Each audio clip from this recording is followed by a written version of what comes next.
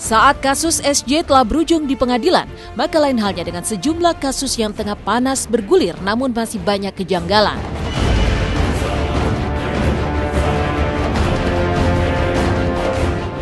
Seperti dalam proses rekonstruksi kasus dugaan penganiayaan yang menimpa Tamara Bleszynsky baru-baru ini, terdapat perbedaan lokasi di mana peristiwa itu terjadi. Dari 12 adegan yang diperagakan, di adegan ke-6, Tamara menyebut pihak terlapor yakni Wayan Sobrat menjambak rambutnya di depan warung makan.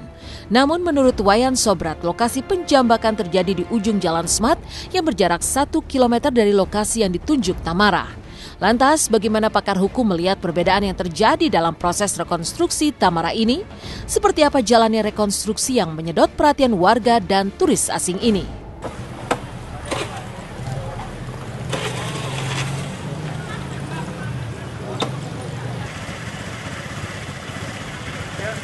Ya. Sudah ini. Sudah ya. Dulu ada set. Balik, Pak.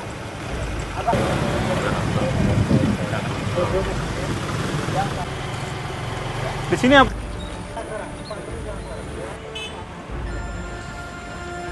Di mana? Baik. Dengan ini menjambak rambut ya. Oke. Sudah salah pekan. Sudah ya?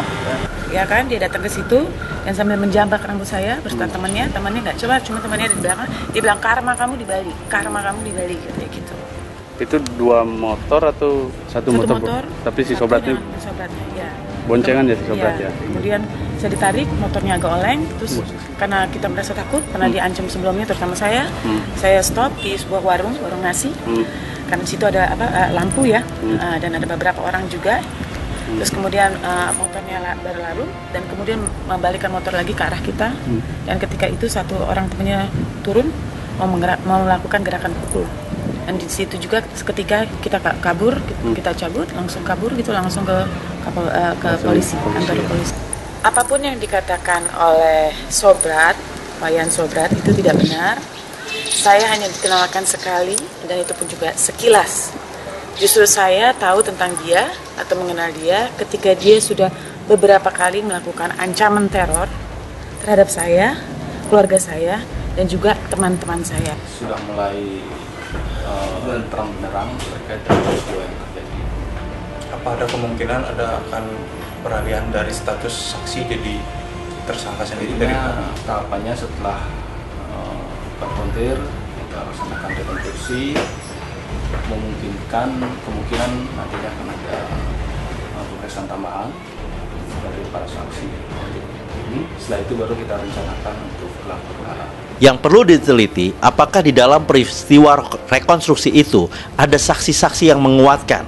Karena tersangka bisa saja memiliki hak ingkar, tersangka bisa saja mengingkari perbuatannya. Akan tetapi tugas dari penyidik dan juga pelapor untuk menghadirkan saksi-saksi yang bisa membuktikan bahwa peristiwa itu benar terjadi.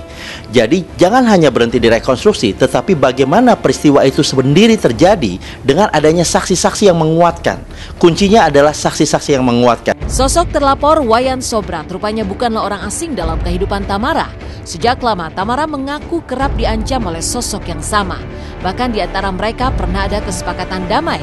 Tapi benarkah meski sudah sempat adanya perdamaian, kasus ini tetap akan terus diselidiki kepolisian Kuta Utara. Bagaimana pengakuan Tamara tentang sosok Wayan Sobrat? Saya sudah lebih dari sekali dianiaya, keluarga saya diancam, anak saya ditarik-tarik, dan teman-teman saya yang ada sama saya, dekat saya, diancam mau dibunuh, ditabrak, mobil saya juga ditabrak. Nah, kemudian memang pernah ada terjadi. Semua saya lakukan berdasarkan kekaguman saya terhadap Tamara yang berlebihan dan di luar batas yang tidak sepatutnya saya lakukan. Jadi sebenarnya penganiayaan itu sudah 2 tahun yang lalu ya, di mana dia lewat SMS tulis ke teman saya lewat SMS bahwa dia akan membunuh Mike ya, dan siapapun laki-laki yang ada, dan saya juga punya bukti SMS-nya. Terus kemudian dia juga mengancam anak saya ketika saya sedang jalan, saya ditarik, anak saya ditarik. Kapan itu? Itu kurang lebih 2015 bulan Agustus. Kami tidak menerima permintaan hal tersebut. Jadi masih dalam proses penyidikan.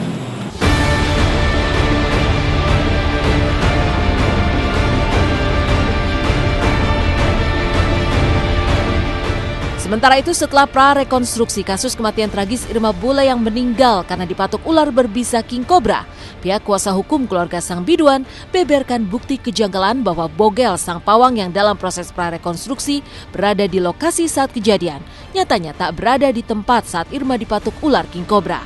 Bukti apa kiranya yang membuat kuasa hukum keluarga Irma Bule begitu yakin bahwa pawang ular tak berada di lokasi saat kejadian? Bagaimana pula jalannya proses pra-rekonstruksi kasus kematian Irma Bule?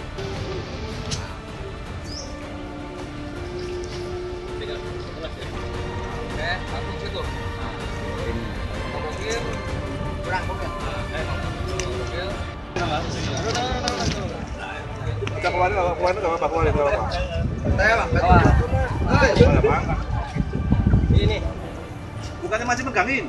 Enggak, waktu itu masih megangin kan? Posisinya masih megangin tadi, masih megangin. Yang sebelah kiri ini. Posisinya begitu posisinya ya? Iya. Nomornya mana nomornya?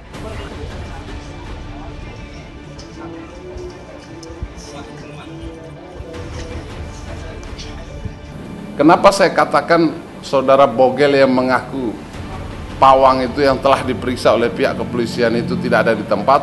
Karena saya mengecek handphone daripada almarhum bahwa ketika peristiwa di atas panggung itu terjadi di patok, almarhum langsung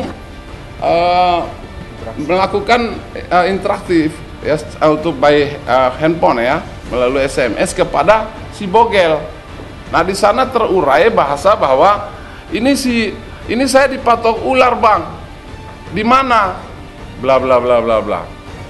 Nah, ini perinan percakapan antara pawang yang mengaku pawang itu dengan almarhum. Ini kami ambil dari handphonenya almarhum.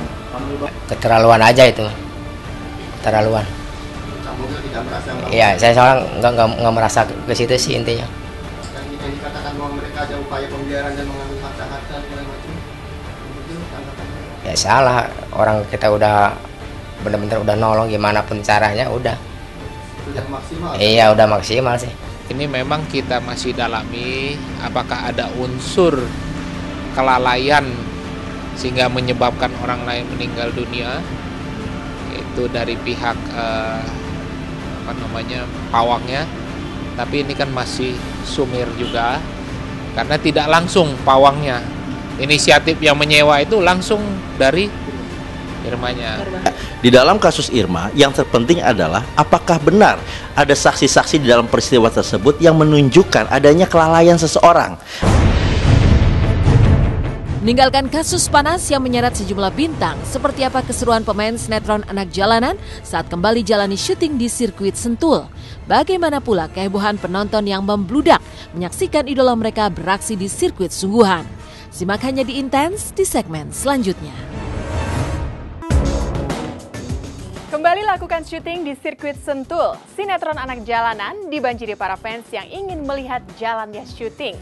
Lantas seperti apa histeria para fans ketika didatangi Stephen William, Hito dan juga Gerald di sirkuit Sentul? Benarkah tangan Hito dan Gerald sampai memar membiru akibat dicubit oleh para fans?